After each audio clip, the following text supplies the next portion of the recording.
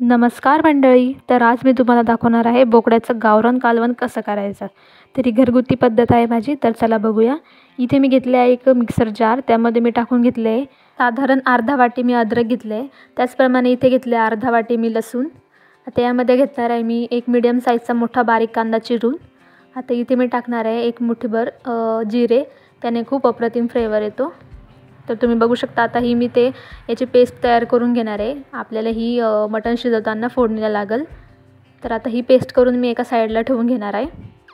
तर तुम्ही बघू शकता. आता मटणाच्या कालवणासाठी जो मसाला आपण बनवणार आहे त्यासाठी मी इथे घेतले आहे 2 मोठे साईजचे कांदे उभे चिरून घेतले. ते आता मी व्यवस्थित फ्राय करून घेणार आहे तेलात. तुम्ही बघू शकता. एकदम नॉर्मल तेल टाकलं तरी काही हरकत नाही. तर इथे मी असा पसरवून तो व्यवस्थित एकदम लालसर होईपर्यंत भाजून घेणार आहे.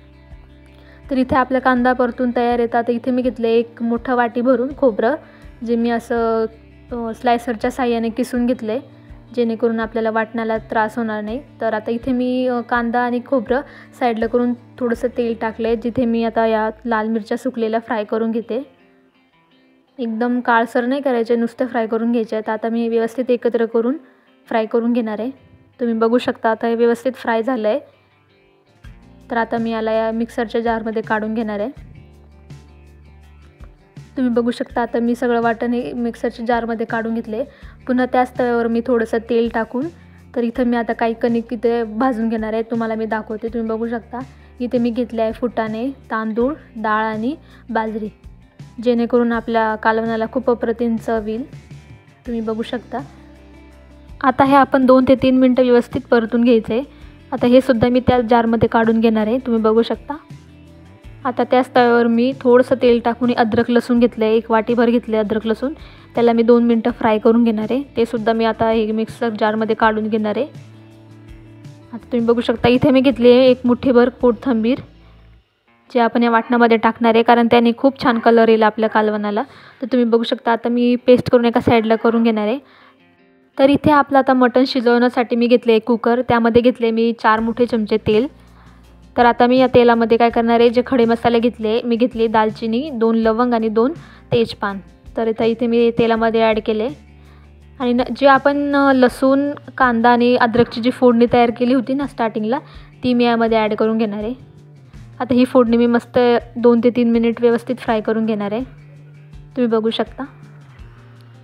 तर आता यामध्ये मी टाकणार आहे चवीपुरतं मीठ आणि त्याचसोबत टाकणार आहे मी अर्धा चमचा हळद.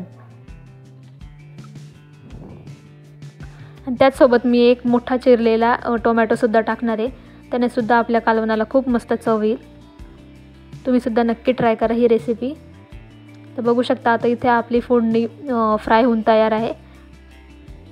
तर आता मी यामध्ये ॲड करणार आहे. तुम्ही बघू शकता. इथे मी 1 किलो बोकड्याचं मटण घेतलं आहे. तर ते मी आता याच्यामध्ये ॲड करून घेणार आहे.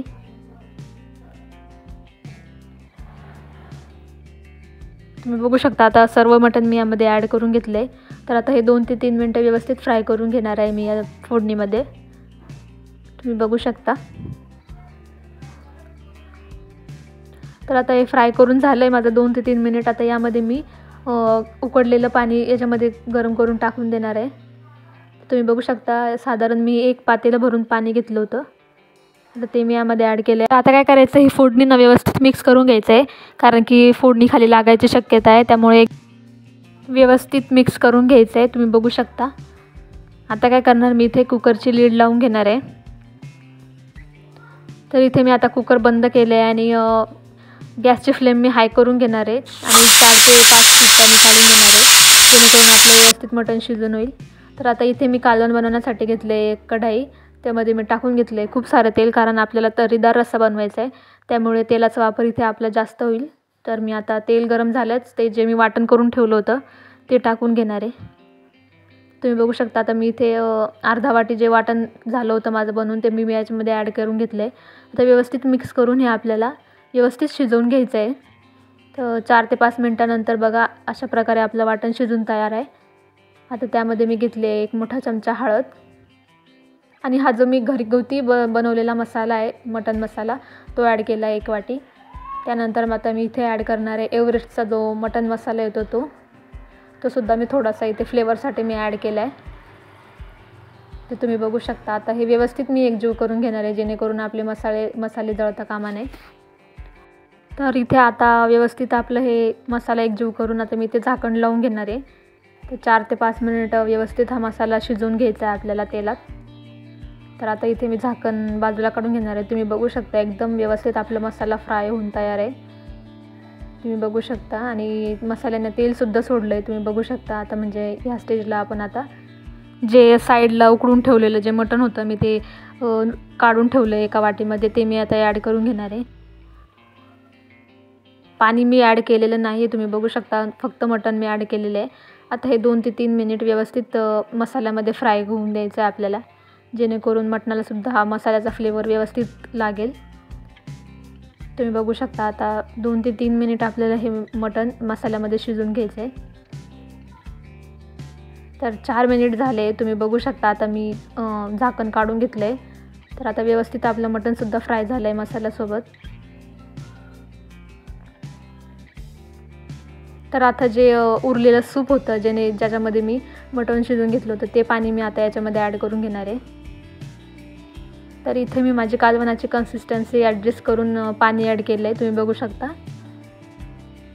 आता मी यामध्ये चवीपुरतं मीठ टाकून घेणार आहे. आधीसुद्धा आपण फोडणीमध्ये मीठ टाकलं आहे, तर तुम्ही एकदा चेक करून व्यवस्थित मीठ टाकायचं आहे. तर आता इथे मी थोडीशी बारीक चिरलेली कोथिंबीर होती तीसुद्धा वरतून टाकून घेणार आहे.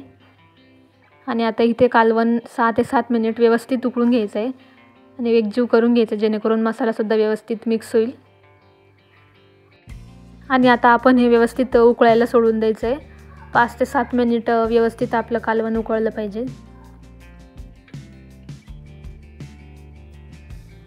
तर आता इथे मी आता झाकण लावून घेणार आहे. तुम्ही बघू शकता खूप छान आपली कालवण तयार होऊन झालेलं आहे. तर तुम्ही बघू शकता उकळसुद्धा आलेली आहे. तर इथे मी सर्व केलं आहे. तुम्ही बघू शकता खूप छान आपलं कालवण बनवून तयार आहे. व्हिडिओ आवडल्यास चॅनलला सबस्क्राईब नक्की करा.